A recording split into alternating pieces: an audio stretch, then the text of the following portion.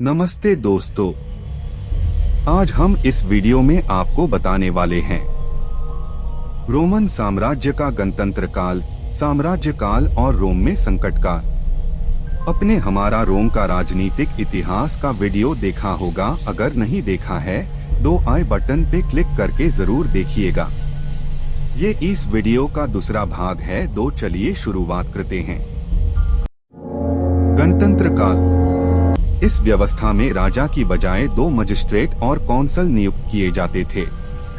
इन्हें वो सभी शक्तियां प्राप्त थी जो एक राजा को प्रदान की जाती थी।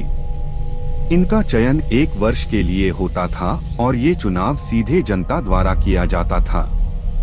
रोमन गणराज्य लगभग 464 सालों तक 509 ईसा पूर्व से लेकर 45 ईसा पूर्व तक चलता रहा। रोम को पहला गणराज्य होने का गौरव हासिल है। गणराज्य सरकार जटिल थी और लिखित संविधान व कानून के अनुसार चलती थी।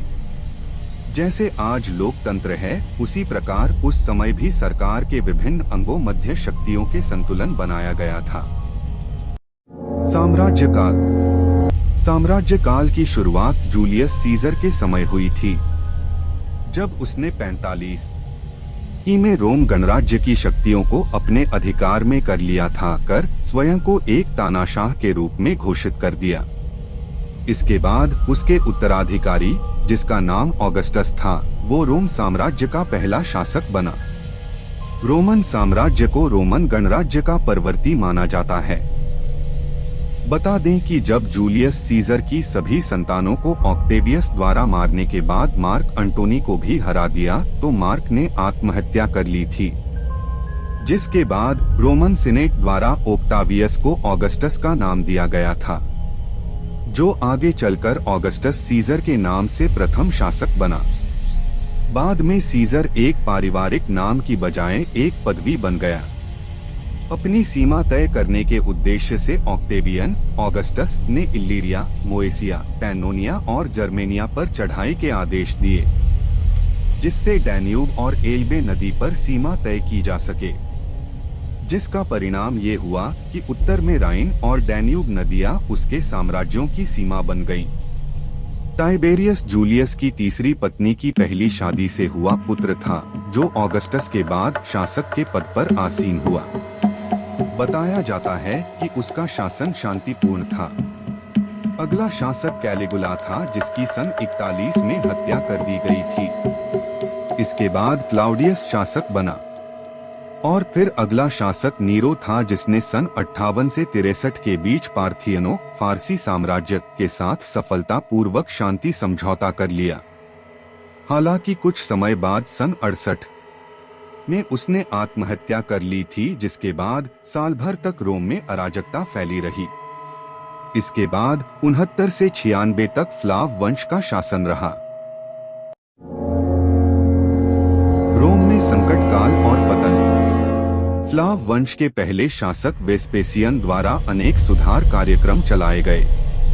साथ ही उसने कोलोसियम, एम्फीथिएटर्म फ्लावियन के निर्माण की आधारशिला भी रखी। 96 से लेकर 180 तक के काल को 5 अच्छे सम्राटों का काल माना गया है, जिन्होंने रोम में शांतिपूर्ण शासन किया। सन 180 में कॉमोडोस यानी मार्कस ऑरेलियस का बेटा शासक बना। उसके शासन में पहले शांति रही, पर बाद में उसके खिलाफ विद्रोह और हत्या के प्रयत्न हुए, जिससे डरकर वो धीरे धीरे अत्याचारी बनता गया। सन 235 तक इन वंशों के समाप्त होने पर रोम में संकट काल आया। रोम में आए संकट काल में साम्राज्य के अंदर गृह युद्ध की स्थिति आ गई थी। साथ ही पूरब में फारसी साम्राज्य भी शक्तिशाली होता जा रहा था। इसी के साथ सन 305 में कॉन्स्टेंटाइन के शासन की शुरुआत हुई, जिसके शासनकाल में रोमन साम्राज्य का विभाजन हो गया। सन 360 में साम्राज्य के पतन के साथ साथ कमजोर होता चला गया। वही पूर्वी रोमन साम्राज्य सन 1453 तक बना रहा।